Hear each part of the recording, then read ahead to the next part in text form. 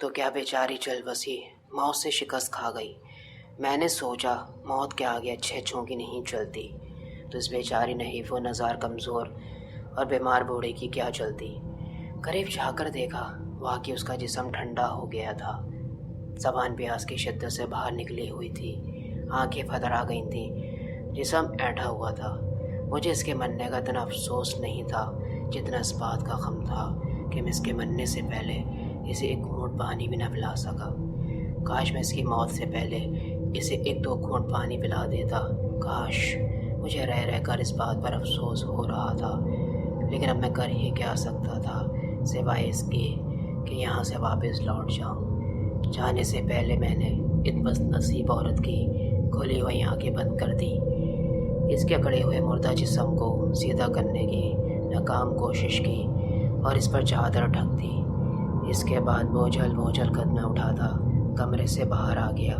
میں صدر دروازے کی طرف بڑھ رہا تھا کہ دوسرے دو کمروں میں سے ایک کا دروازہ اچانک کھلا اور ایک جوان لڑکی اس سے برآمد ہوئی۔ میں صدر دروازے کی طرف بھاگا۔ میں تاریکی میں گم ہو جانا چاہتا تھا کہ پیچھے سے آواز آئی، رک جاؤ۔ میرے قدموں میں جیسے بریک لگ گئے، بھاگو مت، واپس آؤ۔ اس کی آواز میں تعجب تھا۔ میں نے دل ہی دل میں سوچا، عجیب بے وقوف لڑکی ہے، رات کی تاریکی میں ایک چور کو چیلنج کر رہی ہے۔ میں نے پلٹ کر دیکھا، وہ ہاتھ کے اشارے سے مجھے بلا رہی تھی۔ میری مردانگی نے مجھے غیرت دلائی۔ کیا ہے، ایک لڑکی ہی تو ہے، چیخ و پکار کی تو ایک ہاتھ جوڑ دوں گا، بلا رہی ہے تو بھاگنا نہیں چاہیے، وہ میرا بگاڑ ہی کیا سکتی ہے، زیادہ سے زیادہ پکڑوان دینے کی دھمکی دے گی، دیکھا جائے گا۔ یہ سب باتیں سوچ کر میں اس کی طرف بڑھنے ہی والا تھا کہ دیکھا کہ وہ خود میری طرف آ رہی ہے۔ 2-4 قدم چل کر رک گئی تھی۔ میں سینہ تان کر چلتا ہوا اس تک پہنچا تو کہنے لگی، کیوں بھائی، تم یہاں کیوں آئے تھے؟ مجھے اس کے اس احمقانہ سوال پر ہنسی آ گئی۔ میں نے مسکراتے اس سے پوچھا، تمہارا کیا خیال ہے میں یہاں کس لیے آیا تھا؟ چوری کرنے؟ ہاں، اس نے ایک قدم پیچھے ہٹتے ہوئے کہا۔ اس کی یادہ میرے دل کو بھا گئی تھی۔ میں نے مصنوعی حیرت سے کہا، عجیب لڑکی ہو تم، کیوں، کیا ہوا؟ تم چور کا شور کیوں نہیں مچاتی تھی؟ وہ افسردہ لہجے میں بولی، یہاں ہے ہی کون، اس کو پکاروں؟ میں نے بوڑھی عورت کے کمرے کی طرف اشارہ کر کے کہا، اس کمرے میں تو کوئی ہے، اس بڑھیا کا ہونا نہ ہونا برابر ہے۔ کیوں؟ کمبخت بیمار ہے، مر بھی تو نہیں سکتی، اس سے اس قدر بیزار کیوں ہو؟ بوڑھی کھوسٹ مرے تو میری جان کو سکون آئے۔ کون ہے وہ؟ دادی؟ اور تمہارے ماں باپ کہاں ہیں؟ یہ سن کر اس کی آنکھیں ڈبڈبا گئیں۔ وہ ہوتے تو اس بڑھیا کے پھندے میں کیوں پھنستی؟ اس نے بھرائی ہوئی آواز میں جواب دیا۔ میں نے سوچا اب اس کی دادی کے بارے میں مداح ہی دینا چاہیے، لہٰذا میں نے کہہ دیا، تمہاری دادی مر چکی ہے۔ ارے نہیں، وہ نہیں مر سکتی، یقین جانا وہ مر گئی ہے۔ میں کہتی ہوں جب تک میں زندہ ہوں وہ نہیں مر سکتی، وہ تو میرے مرنے کے بعد ہی مرے گی۔ لڑکی اپنی دادی سے بہت زیادہ بیزار نظر آ رہی تھی، اس لیے میں نے اس بوڑھی کی موت کا یقین دلانے کی کوشش نہیں کی۔ پھر میں نے اس سے پوچھا، اس گھر میں اور کون ہے؟ کوئی بھی نہیں۔ کیا واقعی؟ اور نہیں تو کیا جھوٹ بولتی ہوں؟ ہو سکتا ہے تم دھوکہ دے کر مجھے پکڑوا دو۔ وہ ہنس پڑی۔ ارے اگر پکڑوانا ہوتا تو میں شور نہ مچا دیتی، اور پکڑوانا کیوں نہیں چاہتی؟ ارے بھائی، میں نے کہا نا یہاں کوئی نہیں ہے، میں کس سے پکڑواؤں گی تمہیں؟ اگر تمہیں یقین نہیں آتا تو چلو دیکھ لو۔ دونوں کمروں کو یہ کہتے ہوئے وہ کمرے کی طرف بڑھی۔ میں بھی کچھ فاصلے سے اس کے پیچھے چلنے لگا۔ وہ کمرہ واقعی ہی خالی تھا۔ فرش پر ایک مختصر سا بچھونا بچھا ہوا تھا جس پر غالباً اب تک وہ سوتی رہی تھی۔ ایک چھوٹی سی لالٹین ٹمٹما رہی تھی۔ اس کی مدھم روشنی میں 2-4 معمولی گھریلو استعمال کی چیزیں کمرے میں نظر آئیں۔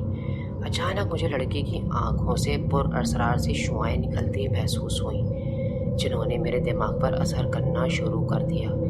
میرے اعصاب جواب دینے لگے۔ مجھے شدت کے ساتھ اپنا سر چکراتا ہوا محسوس ہوا۔ آنکھوں کے سامنے اندھیرا آ گیا۔ میں نے خود کو سنبھالنے کی بہت کوشش کی لیکن نہیں سنبھال سکا اور وہیں گر کر بے ہوش ہو گیا۔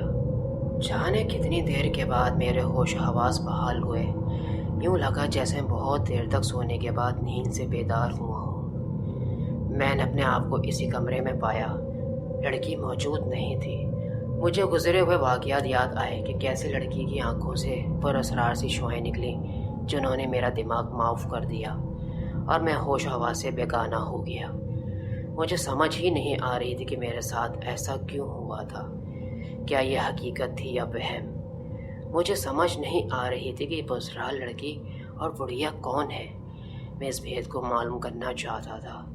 میں ایک جھٹکے کے ساتھ اٹھ کر بیٹھ گیا، مگر یہ کیا، میرا سر اب تک چکرا رہا تھا۔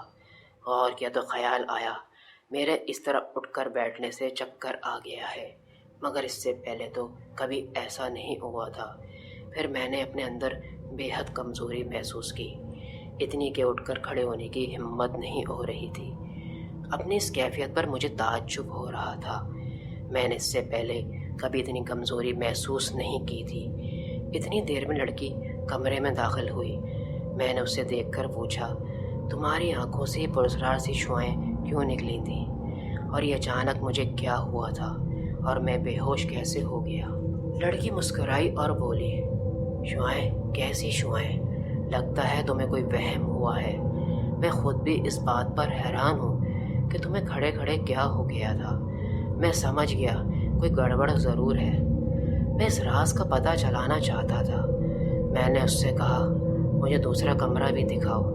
اس نے دوسرے کمرے کا دروازہ کھولا۔ اس کمرے میں بھی کوئی نہیں تھا، البتہ چند ڈبے، کچھ برتن، بھانڈے، کئی ٹوٹے پھوٹے ٹرنک اور جانے کیا کیا الا پلا تھا۔ اس نے بڑھیا والا کمرہ بھی دکھانا چاہا، لیکن میں نے اسے رکتے ہوئے کہا، میں وہ کمرہ دیکھ چکا ہوں۔ میں اس وقت یہ سوچ رہا تھا کہ یہ کیسی لڑکی ہے۔ اسے تو اس تنہا گھر میں چور کو دیکھ کر ڈر کے مارے کسی کونے میں دبک جانا چاہیے تھا، لیکن کہیں چھپنے کی بجائے کیسے مزے سے میرے ساتھ باتیں کر رہی ہے، چل پھر رہی ہے، مجھے اپنا خالی گھر دکھا رہی ہے۔ اور اس کی آنکھوں سے شعائیں کیسی نکلی تھیں؟ کیا یہ میرا وہم تھا یا حقیقت؟ اچانک لڑکی بولی، تم یہاں رکو، میں ابھی آتی ہوں۔ یہ کہہ کر وہ گھر کے کسی گوشے میں غائب ہو گئی۔